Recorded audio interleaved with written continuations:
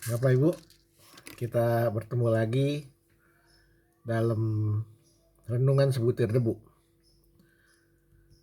Pada kesempatan ini saya ingin mengajak Bapak Ibu untuk kita sama-sama merenungkan apakah kalau kita sebagai orang Kristen harus belajar firman. Jawabnya tentu saja harus. Apakah kita harus menghafal ayat? Jawabnya tentu juga harus. Supaya apa? Supaya kita semua bisa mengerti firman Tuhan dan mengingatnya waktu kita mengalami kesulitan, waktu kita mengalami masalah dalam hidup, waktu kita mengalami persoalan-persoalan dalam bisnis, dalam keluarga,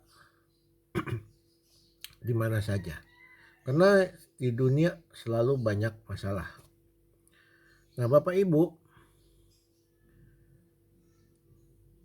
masalahnya setelah kita membaca dan menghafal firman, apakah kita memiliki iman?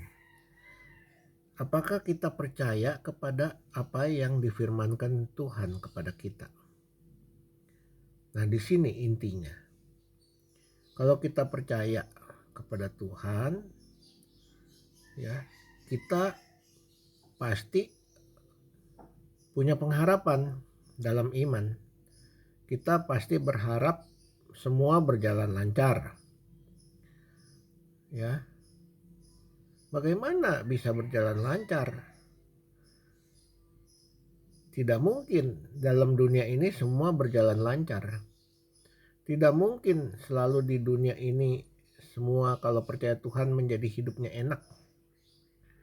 Tidak mungkin di dunia yang terbatas ruang dan waktu ini hidup kita pasti sehat terus, pasti kaya, dan sebagainya. Itu adalah keinginan-keinginan daging, bukan keinginan roh. Tapi keinginan roh menginginkan kita mengenal Tuhan dengan benar.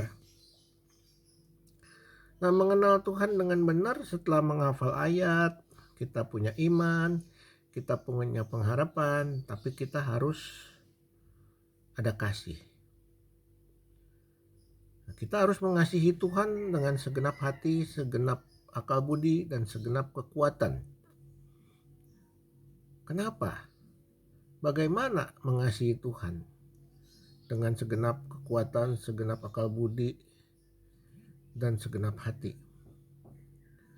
Artinya, kita harus percaya penuh pada pimpinan Tuhan.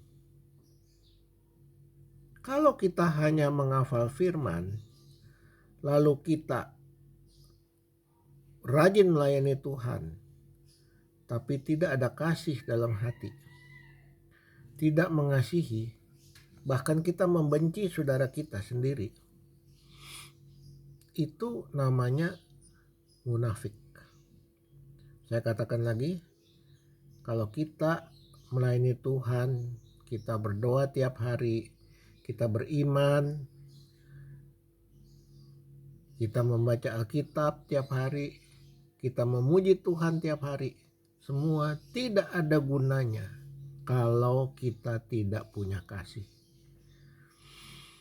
Kalau kita masih kurang ajar sama orang tua, kalau kita masih memusuhi saudara kita, kalau kita membenci orang tua kita, kalau kita membenci anak kita, kalau kita masih membenci istri kita, masih membenci suami kita,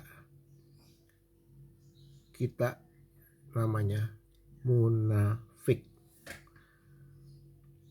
Karena itu Tuhan mau mengingatkan kita. Iman tanpa perbuatan itu mati. Nah, di sini. Jadi percuma kita hafal ayat, kita beriman, kita beribadah, kita melayani Tuhan, tapi kelakuan kita nol. Kelakuan kita tidak sesuai dengan firman Tuhan. Tuhan mengatakan, kasihilah sesamamu manusia seperti engkau mengasihi dirimu sendiri. Tapi kelakuan kita membenci saudara kita, ngomongin orang, fitnah orang, busuk-busukin orang, hidup dalam ketakutan.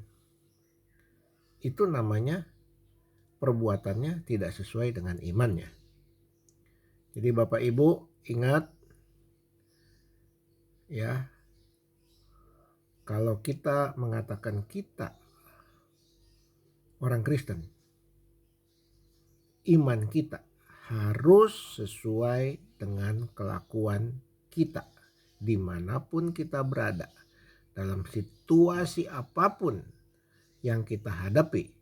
Kita harus tetap percaya dan berserah. Tuhan pasti sanggup melepaskan kita daripada segala masalah, asal kita merendahkan hati, merendahkan diri di hadapan Tuhan, dan mengasihi sesama kita, apalagi saudara, apalagi istri, apalagi orang tua, apalagi anak, apalagi saudara kandung.